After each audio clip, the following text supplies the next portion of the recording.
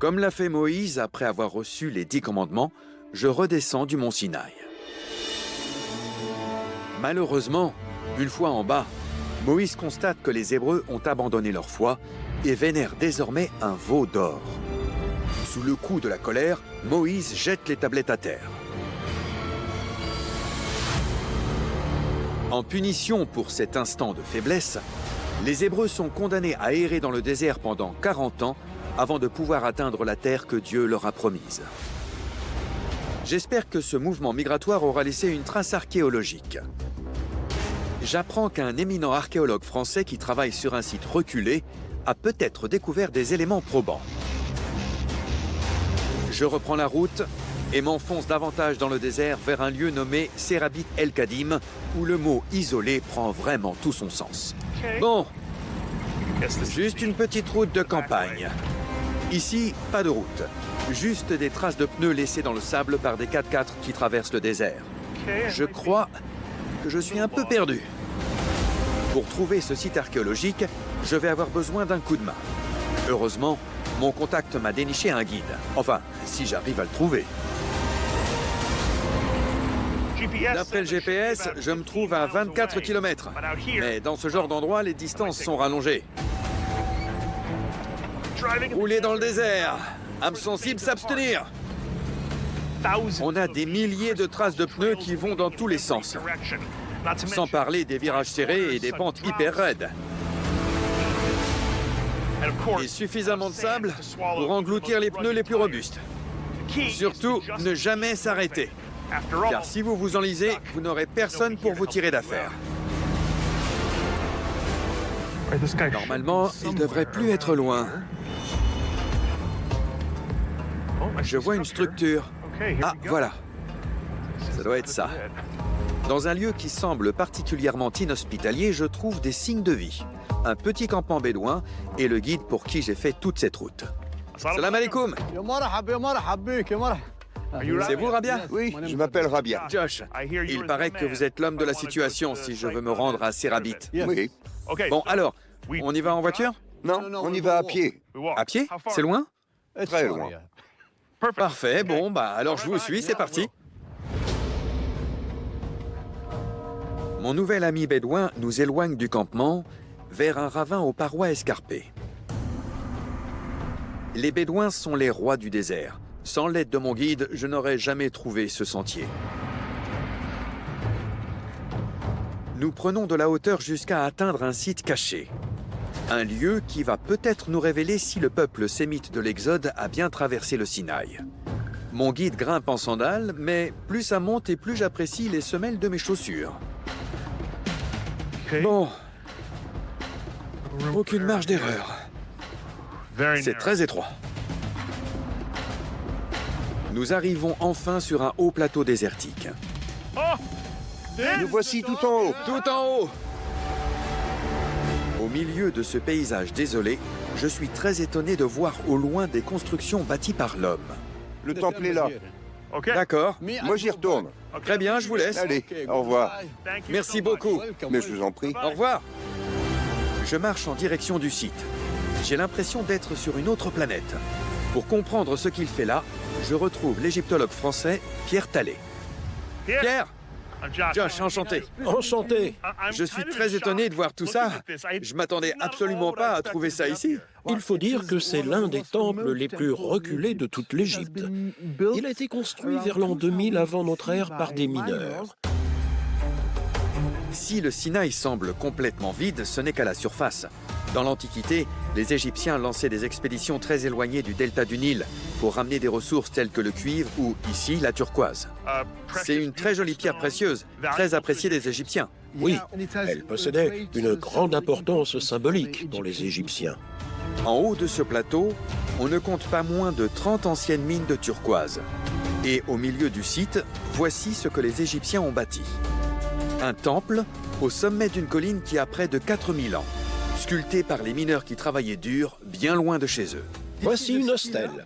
Certaines font plus de 3 mètres de haut. Chaque expédition réalisait sa propre stèle pour témoigner de tout ce qu'il s'était produit pendant qu'ils étaient dans le Sinaï. Donc, chaque année, quand une expédition égyptienne arrivait, ils érigeaient un monument. Oui, ils notaient absolument tout. Tout. On peut même voir ce qu'ils mangeaient et ce qu'ils buvaient.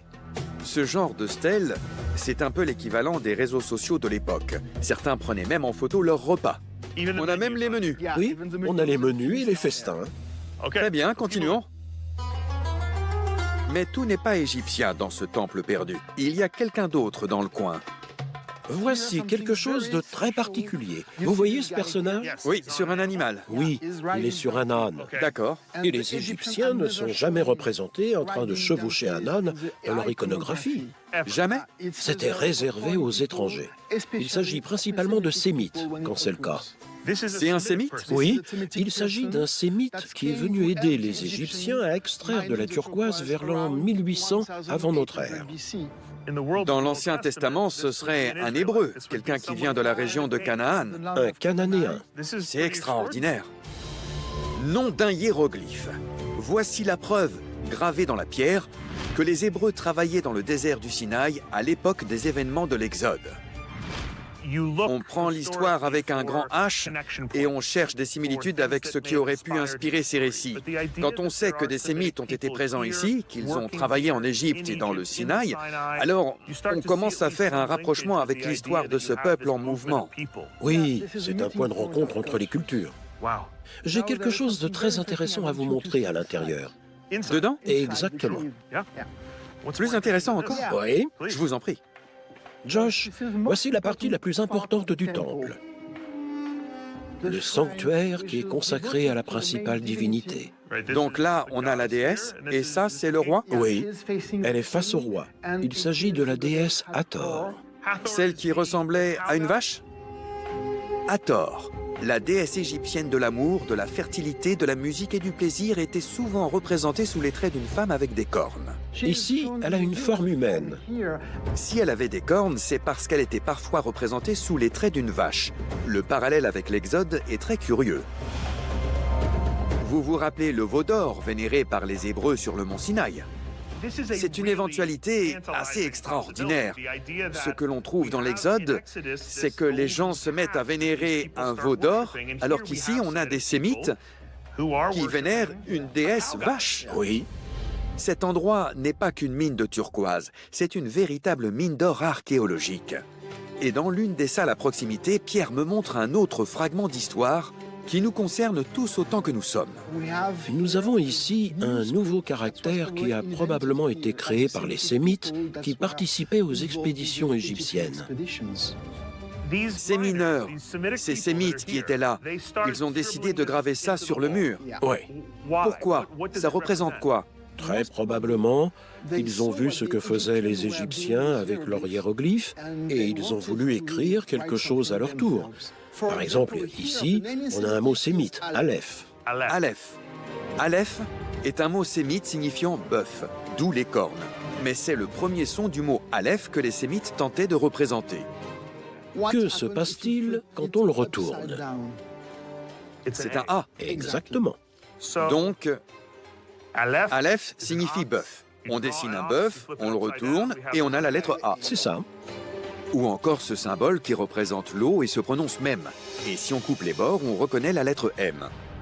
Plus incroyable encore, on a un bœuf Aleph et une maison Beth. Aleph, Beth, alphabet ou Bé. Ce sont les deux premières lettres et elles sont dans le bon ordre. C'est de là que vient le mot alphabet? Oui. Je démissionne. J'ai le cerveau qui va exploser.